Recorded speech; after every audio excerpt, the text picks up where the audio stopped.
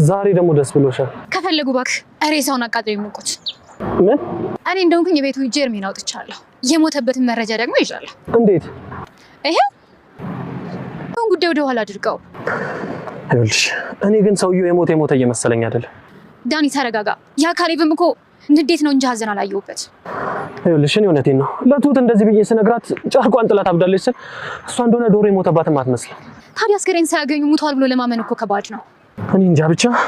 ይልቅ አታስብ፣ ይሄን ማስረጃ ሰጣቸዋለሁ። አላምንም ካሉ ደግሞ አንድ መቃብር ላይ የሱን ፎቶ ለጥፎ ማሳየት ነው። ካልሆነ ማንነቱ የማይታወቅ አስከሬን ከሆስፒታል ማምጣት ነው። ከዛ የሐሰት ማስረጃ ማቅረብ ነው።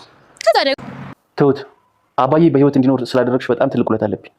ካሌብ እኔ እኮ ለውለታ ብዬ አይደለም ያደረኩት። ለአባዬ ያለኝን ፍቅር ታውቃለህ። ሰውነቱ ጤናው እንዴት ነው? ትንሽ ተጎሳቅሏል፣ ግን አሁን ሁሉም ነገር ሰላም ይሆናል።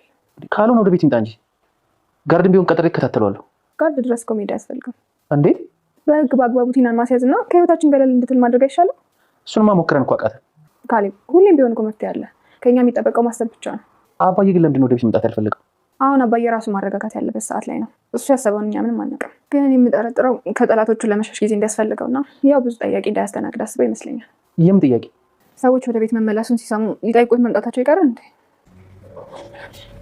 አባዬ አባዬ አባዬ ዳኒ ዳኒ አባዬ አባዬ ንቃ አባዬ አባዬ ንቃ ዳኒ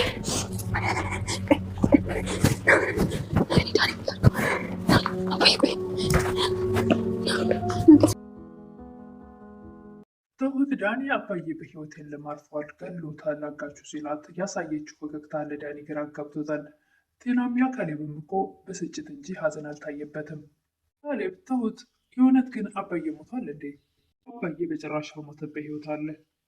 ቴና ከፈለጉ ሬሳውን አቃጥለው ይሙቁት፣ እኔ እንደወቅ ቤቱ ጀርሜን አውጥቻለሁ። ዳኒ ትሁት የአባዬ መሞት ስነግራት ጨርቋን ጥላ ተብዳለች ብዬ ስል እሷ ጭራሽ ዶሮ የሞተባት አትመስልም። ቴና መሞቱን አናምንም ካሉ ከሆስፒታል አንዱን አስከሬን አንስቶ ማሳመን ነው። ከዛም የሐሰት መረጃ ማቅረብ ነው። ከዛም አቅርቦ አልቅሶ መቅበር ነው። ካሌብ ትሁት አባዬ በህይወት እንዲቆይ ስላደረግሽ አመሰግናለሁ፣ ወይም ደግሞ ውለታ አለብኝ። ትሁትም አባዬ እንዴት እንደምወደው አባዬ ታውቃለህ፣ እኔ ለውለታ ብዬ አይደለም ያደረግኩት። ሰላም ጤና ይስጥልኝ ውድና የተከበራችሁ በመላው ዓለም ያላችሁ ኢትዮጵያና ኤርትራውያን፣ እግዚአብሔር ይመስገን ደህና ነኝ። የግፈኛዋ ሚስትና የሰራተኛዋ ፍጥጫ ወይም ደግሞ ትሁት ድራማ ክፍል 42ን ቀጣዩን ክፍል አብረን እናያለን።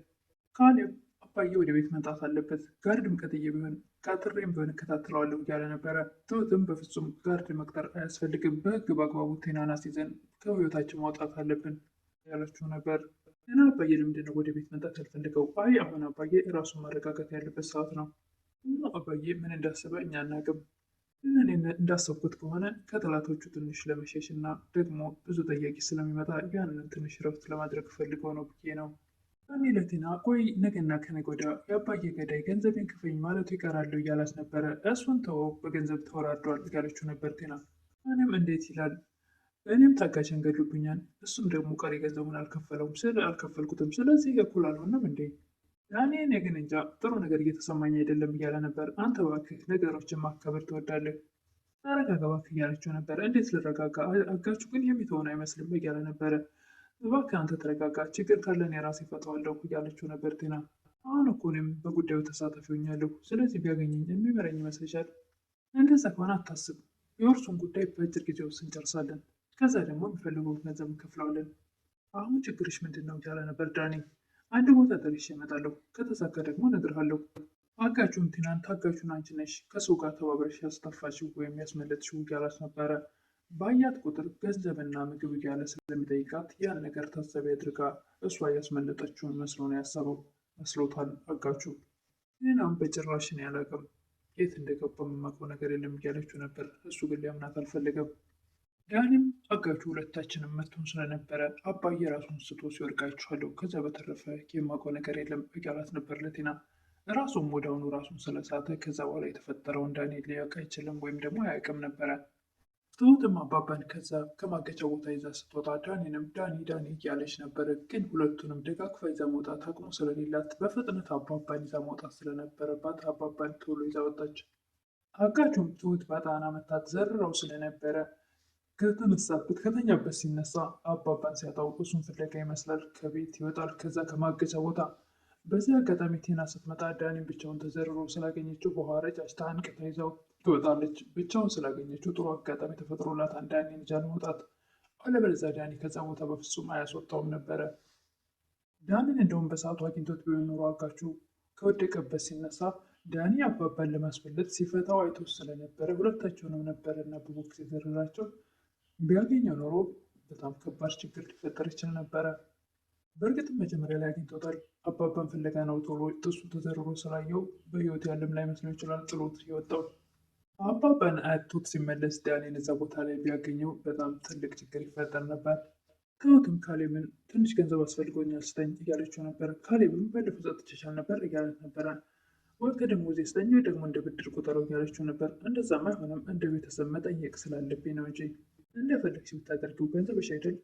ትሁትም አባባ ወደ ቤት እንደማይመጡ ስለምታውቅ ለአባባ ለጊዜው መንቀሳቀሻ የሚሆናቸው ገንዘብ ነበር ካሌብን የጠየቀችው። ቴናም የካሌብ አባት በህይወት መኖራቸውን ካወቀች ድጋሚ ልትጎዳቸው እንደምትችል ምንም ጥርጥር የለውም። በቃ ሞቷል፣ የውርሱን ጉዳይ ቶሎ አፋጠኝ፣ ገንዘቤን ተካፍዬ እንደፈለግኩ እኖራለሁ እያለች እየተደሰተች ስለነበረ በህይወት መኖራቸውን ካወቀች በጭራሽ ራሷን ብትወድ ልትምራቸው አትችልም።